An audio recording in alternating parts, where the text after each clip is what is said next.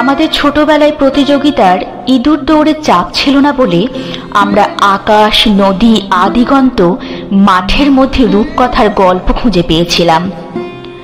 আমাদের সবার মধ্যে পড়াশোনায় ফার্স্ট হওয়ার অসুস্থ প্রতিযোগিতা ছিল না বলে পাড়ার ছেলেদের সাথে ডাঙ্গুলি, গজিকোট কিংবা কাঁচের মার্বেল নিয়ে হৈ হৈ করে জীবন কাটিয়ে দিতে পেরেছিলাম।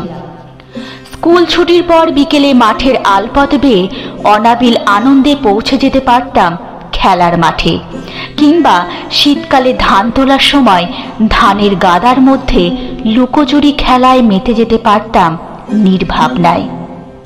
তার মধ্যেও যারা লেখাপড়া করার তারা লেখাপড়া করত মন দিয়ে।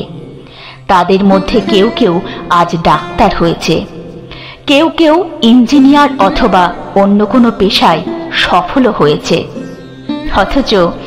অথচ আজ যে ছেলে বা মেয়েদের মাথার মধ্যে মন্ত্র পড়ার মতো গুজে দেওয়া হয় তোমাদের ক্লাসে ফার্স্ট হতেই হবে, ফার্স্ট, তাদের মধ্যে একজন হয়তো ফার্স্ট হয়, কিন্তু বাকিরা?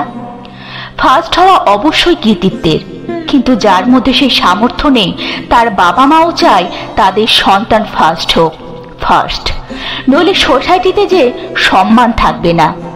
সেই ছেলেটি বা মেয়েটি জানে কি যন্ত্রণা নিয়ে জীবন কাটাতে হয় প্রতিটি দিন, প্রতিটা রাত।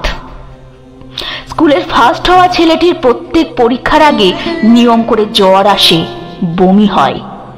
ডাক্তার পরামর্শ দিয়েছেন ফার্স্ট পজিশন ধরে রাখার মানসিক চাপে এমনটাই ঘটছে। পারলে ওকে কাউন্সিলিং করান। প্রত্যেক পরীক্ষায় প্রথম স্থান রাখতে পারবে না এই আশঙ্কায় সিলিং ফ্যানে ঝুলে পড়ল, অথচ পরীক্ষার রেজাল্ট বেরোতে জানা গেল সেই প্রথম হয়েছে। বরাবর ফার্স্ট হওয়া মেয়েটি হাতের শিরা কেটে আজ মৃত্যুর সাথে লড়াই করছে।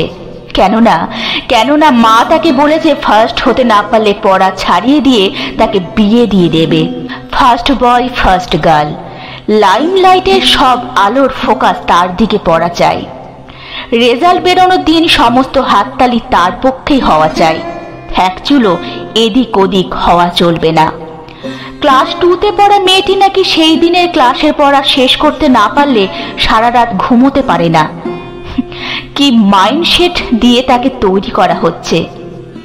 অনলাইন ক্লাসের থার্ড বয় ছাত্র স্যারের করা প্রশ্নের উত্তর দেওয়ায় পাশে বসে থাকা ফার্স্ট বয় ছাত্রের মা সবার সামনে চুলের মুঠি ধরে ধপাধপ চড় থাপ্পড় কষিয়ে দেয়।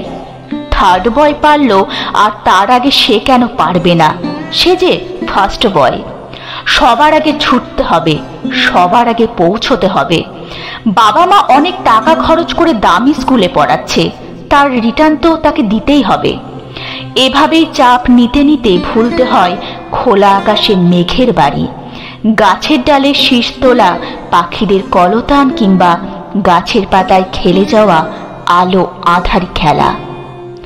এভাবেই চাপ নিতে নিতে মানুষ থেকে তিলে তিলে হয়ে ওঠে মেশিন। শৈশবের দিনগুলোকে গলা টিপে যখন বাচ্চাদের শেখানো হয় তাকে শুধু ফার্স্ট হতে হবে, ফার্স্ট, যারা ধকল নিতে পারে না তারা হারিয়ে যায় অতল অন্ধকারে, আর যারা সহ্য করে ছুঁয়ে ফেলে তাদের স্বপ্নের লক্ষ্য। সফল হওয়া সেই ছেলেটি বা মেয়েটি পরবর্তীকালে তার কেরিয়ারের সময় নষ্ট হওয়ার ভয়ে বৃদ্ধ বাবা মাকে রেখে আসে বৃদ্ধাশ্রমে। তখন তো বললে হবে না, বাবা এই জন্যই তোর জন্য এত করেছিলাম। তাকে দোষ দিয়ে কি লাভ? তার মাইন্ডসেট তো আপনাদের মতো বাবা মা গড়ে দিয়েছেন। কখনো আর বলতে শুনি না, আর যাই হ, মানুষ হ বাবা, আগে মানুষ হ।